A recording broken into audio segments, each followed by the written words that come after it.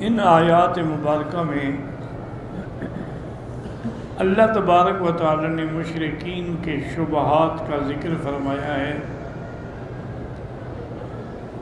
چونکہ مشرک جتنے بھی ہیں یا ویسے بھی جتنے باطل فرقے ہیں، یاد رکھیں ان کے پاس شبہات ہوتے ہیں، توہمات ہوتے ہیں، تخیلات ہوتے ہیں، کوئی دلیل نہیں ہوتی.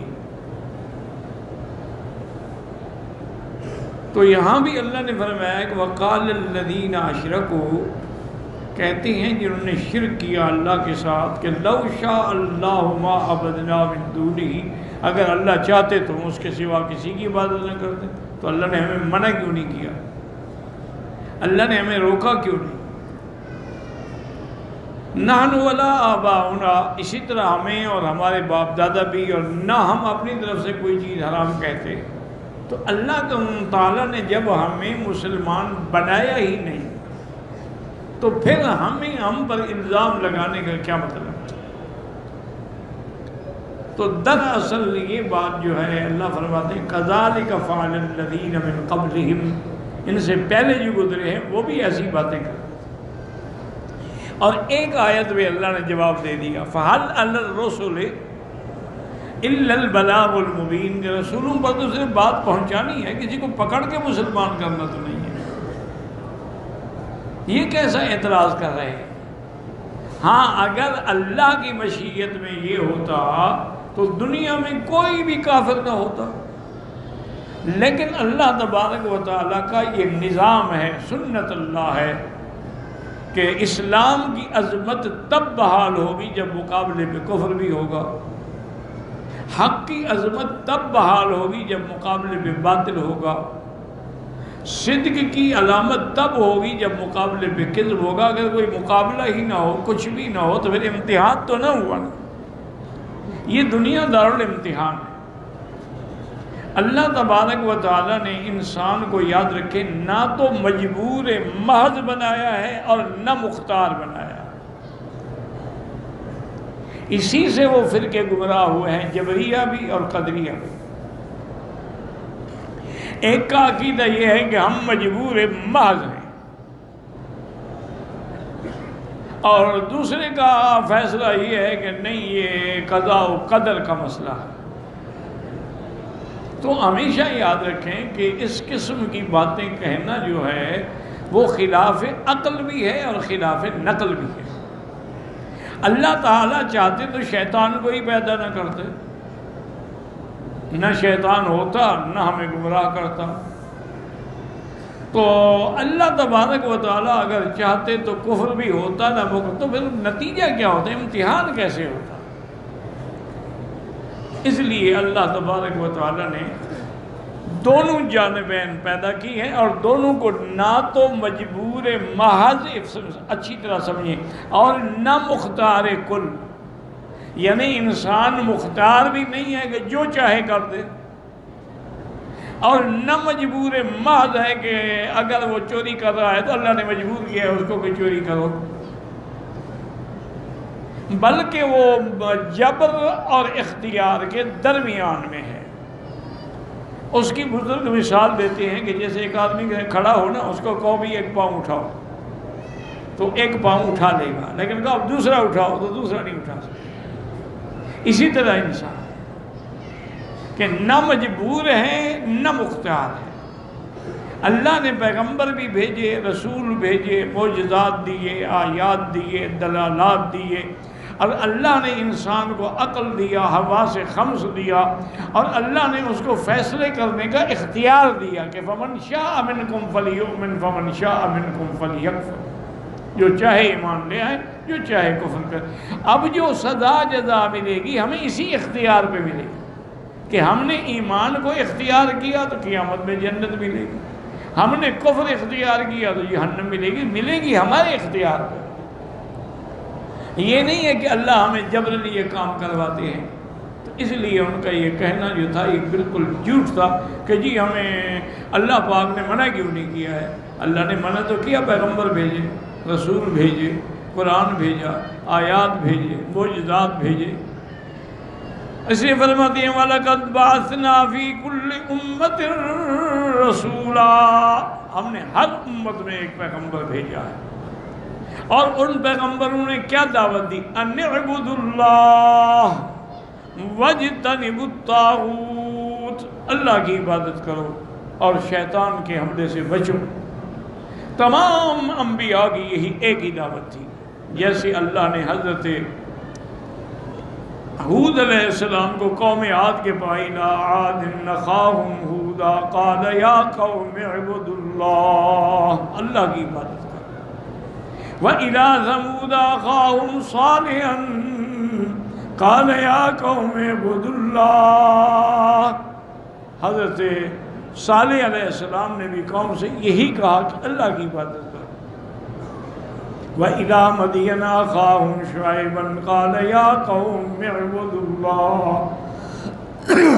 تو ہر پیغمبر ہم نے ہر امت میں ایک نبی بھیجا۔ اب ایک سوال پیدا ہوتا ہے، یاد رکھیں کہ کیا ہمارے ایشیا میں، ہند میں اور جتنا ایشیائی ممالک ہیں یا ماورا نہر کے جتنے علاقے ہیں، کیا یہاں بھی کوئی نبی بھیجا گیا؟ اس امت میں بھی کوئی نبی پیدا ہوا ہے؟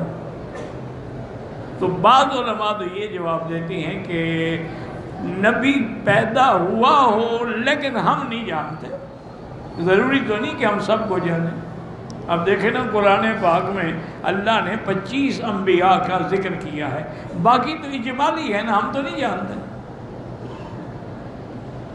اللہ نے اپنے پیغمبر کو بھی یہی حکم دیا کہ بس سب رسولوں پر ایمان ہو، باقی منہم من قصصنا علیک ومنہم من لم نقصص علیک، بعض کا ہم نے ذکر کیا، بعض کا ہم نے ذکر ہی نہیں کیا۔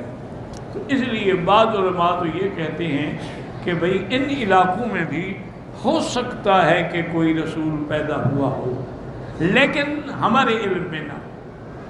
اور بعض علماء یہ جواب دیتی ہیں کہ رسول کا معنی یہ ضروری نہیں کہ نبی آئے، اگر نبی کا کوئی نائب بھی آ جائے تو گویا اس کا پیغام پہنچ گیا۔ یعنی اگر نبی نہ آیا لیکن کوئی اس کا نائب آ گیا، صحابی آ گئے، تابعی آ گئے، مجتہدین آ گئے، ائمہ آ گئے، فقہاء آ گئے، علماء آ گئے، تو العلماء ورثۃ الانبیاء، وہ بھی تو نبی کے وارث ہوتے ہیں۔ اس لیے کوئی یہ نہیں کہہ سکتا کہ مجھے اللہ کا پیغام نہیں پہنچا۔ اب جیسے زمانہ فطرت ہے، یاد رکھیں کہ حضرت عیسیٰ علیہ السلام سے لے کر میرے مدنی پاک تک 600 سال کی مدت ہے، اور اس 600 سال میں عرب قوم میں کوئی نبی نہیں آیا۔ یاد رکھیں ہمیشہ حضرت موسیٰ علیہ السلام اور میرے آقا تک 1200 سال کا فاصلہ ہے، لیکن موسیٰ علیہ السلام کے بنو اسرائیل میں تو کئی انبیاء آئے، اور آخری نبی بنو اسرائیل کے کون تھے؟ عیسیٰ علیہ السلام۔ عیسیٰ علیہ السلام اور حضور کے درمیان 6 صدیاں، 600 سال، اس میں کوئی عرب میں کوئی نبی نہیں آیا۔ اسی لیے اللہ نے فرمایا کہ آپ ان کو ڈرائیں، ما آتاہم من نذیر، ان کے پاس کوئی ڈرانے والا نہیں آیا۔ لیکن اس کا معنی یہ نہیں ہے کہ ان کے بعد دین نہیں تھا، ملت ابراہیم تو موجود تھی نا، اور وہ خود دعویٰ کرتے تھے کہ ہم تو ملت ابراہیم پر ہیں، اور ملت ابراہیم کے مطابق انہوں نے کعبہ بنایا، کعبے کے مجاور تھے، وہ طواف کرتے تھے، حج کرتے تھے، احرام باندھتے تھے، تو دین ابراہیمی تو ان کے پاس بھی موجود تھا۔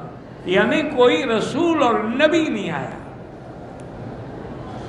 وہ سب یہی دعویٰ کرتے تھے، یہودی بھی کہتے تھے ہم تو ملت ابراہیم پہ ہیں، نصرانی بھی کہتے تھے ہم تو ملت ابراہیم پہ ہیں، مشرکین بھی کہتے تھے کہ ہم تو ملت، لیکن اللہ نے فرمایا ما کان ابراہیم یہودیا ولا نصرانیا ولکن کان حنیفا مسلما، میرا پیغمبر نہ یہودیت پہ تھے، نہ نصرانیت پہ، نہ مشرکین سے ان کا کوئی تعلق تھا، وہ تو سب کو چھوڑ کے اللہ کے ماننے والے تھے، اور نہ وہ مشرکین میں سے تھے۔ یہ ایسے عقل کے اندھے ہیں کہ ابراہیم بتوں کے توڑنے والا ہے، اور انہوں نے کعبۃ اللہ کو بتوں سے بھر دیا ہے، تو یہ کیسے اس کے وارث ہیں بھائی؟ یہ کیسے اس کے دین کے ماننے والے ہیں اور دین کے مجاور ہیں کہ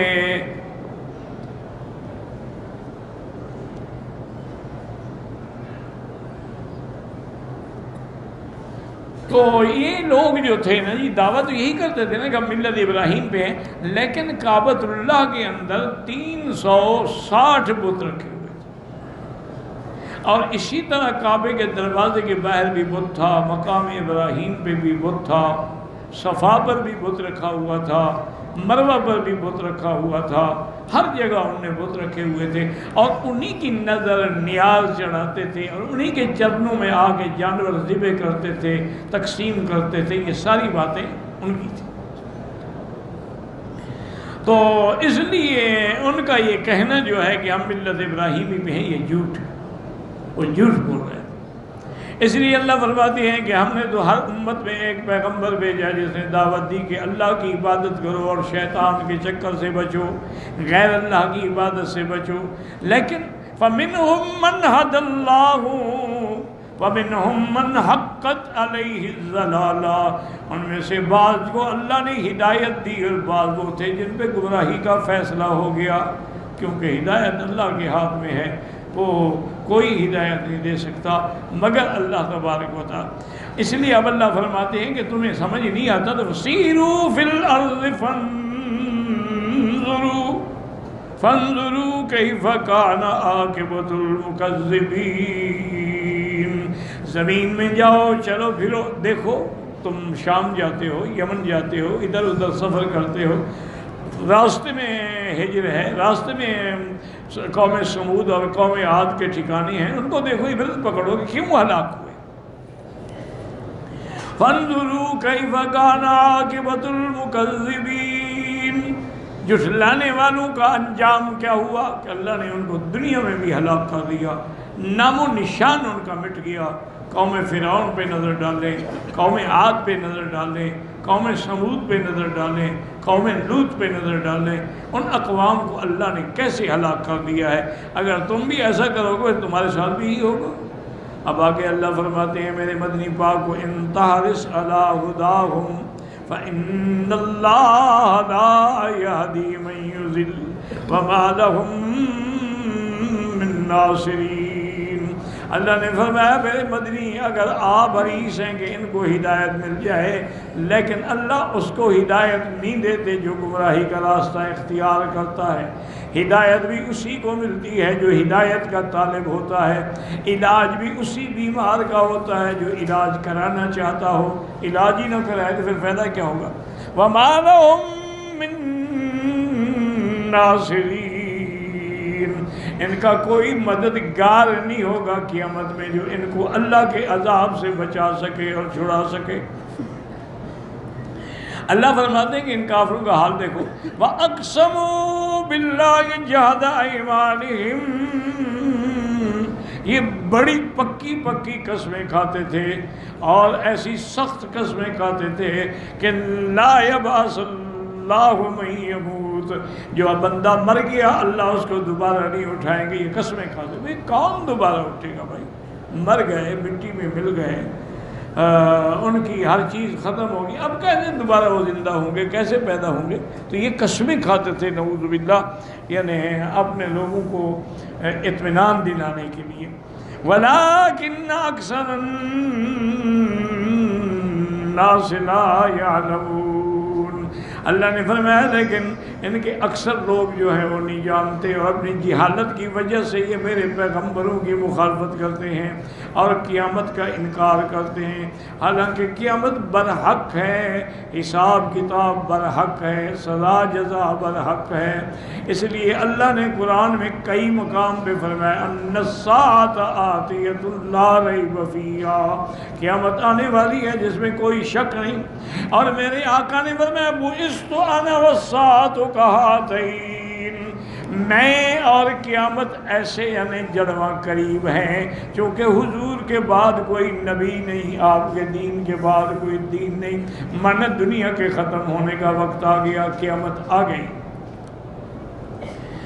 اللہ پاک فرماتے ہیں لِيُبَيِّنَ لَهُمُ الَّذِي يَخْتَلِفُونَ فِيهِ وَلِيَعْلَمَ الَّذِينَ كَفَرُوا أَنَّهُمْ كَانُوا كَاذِبِينَ۔ اللہ فرماتے ہیں تھا کہ ہم کھول کے بیان کریں گے لوگوں کو جس میں اختلاف کرتے تھے، ان کو پتہ لگ جائے گا کہ کیا جب اپنے آنکھوں سے دیکھ لیں گے قیامت، جب اپنے آنکھوں سے دیکھ لیں گے جہنم، وَلِيَعْلَمَ الَّذِينَ كَفَرُوا، اور جان لیں گے کہ أَنَّهُمْ كَانُوا كَاذِبِينَ، کہ جھوٹے تھے یہ جو کہتے تھے قیامت نہیں ہوگی، اب دیکھو ہو گئی قیامت کہ نہیں ہو گئی۔ إِنَّمَا قَوْلُنَا لِشَيْءٍ، یہ ایک اعتراض کا جواب بھی ہے، یاد رکھیں اس آیت میں کہ بعض جو لوگ ہیں نا جی فلسفی ہیں اور بڑے بڑے باطل وہ کہتے ہیں دیکھو جی اللہ نے اتنا بڑے آسمان بنائے، زمینیں بنائی، کائنات بنائی، تو ان سب کو اللہ فنا کر دے گا؟ یہ کوئی معقول بات ہے کہ آدمی ایک محل بناتا ہے، جب وہ محل بن جائے، سنور جائے، سج جائے، کہے جی ہم اس کو توڑ دو، تو کوئی کہے گا کہ یہ عقل کی بات ہے؟ تو اللہ نے اتنا بڑا محل سجایا ہے، آسمان بنائے ہیں، سورج چاند بنائے ہیں، تارے بنائے ہیں، اللہ نے زمینیں بنائی ہیں، پہاڑ رکھے ہیں، سمندر رکھے ہیں، دریائیں، تو اللہ اس سب کو ختم کر دیں گے؟ اور اگر ختم کر دیں گے تو پھر اتنا بڑا نظام دوبارہ کیسے پیدا ہوگا؟ یہ بڑا مشکل ہے۔ اس لیے اللہ نے اس کا بھی جواب دے دیا۔ اللہ نے فرمایا انما قولنا لشیء اذا اردناہ، ہم اگر کسی چیز کا ارادہ کرتے ہیں تو ہمیں تو صرف اتنا کرنا ہے کہ ان نقول لہ کن فیکون، ہم ارادہ کرتے ہیں۔ اچھا ایک بات یہ بھی یاد رکھو، سب لوگوں کے دماغ میں یہ ہوتا ہے کہ شاید اللہ کن کہیں گے کاف نون کے ساتھ، یہ ضروری نہیں، یہ معنی ہے کہ جب اللہ ارادہ کرتے ہیں وہ چیز ہو جاتی ہے، ضروری نہیں ہے کہ اللہ کن کہنے کے محتاج ہے کہ وہ کن کہیں گے پھر ہوگا۔ یہ تو ایک مثال دی گئی ہے کہ جیسے قلم ہل بصر بھی پلک جھپکنے میں قیامت آ جائے، تو اس لیے اللہ پاک نے فرمایا کہ ہمارے لیے کیا مشکل ہے، ہم جب ارادہ کریں گے تو ہمیں تو بس صرف ارادہ کرنا ہے،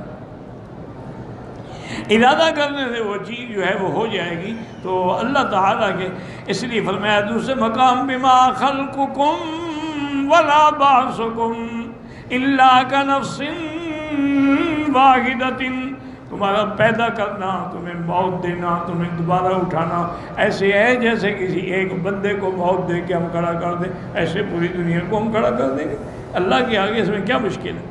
اور جیسے فرماتے ہیں اللہ پاک وما امرنا الا واحدۃ کلمح بالبصر، ہمارا حکم بس ایک دفعہ ہوتا ہے، یہ نہیں کہ ہم بار بار کہتے رہیں گے، جب حکم دیں گے تو بس پلک جھپکنے میں وہ چیز جو ہے وہ ہو جائے گی۔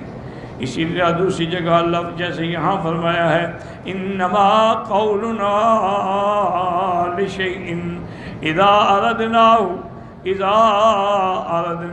ان نقول لہ کن فیکون، اور دوسری جگہ فرماتے ہیں وسبحان الذی بیدہ ملکوت کل شیء وَإِلَيْهِ تُرْجَعُونَ، پاک ہے وہ ذات جس کے ہاتھ میں تمام ملکوت ہیں اور سب نے اسی کی طرف لوٹ کے جانا ہے۔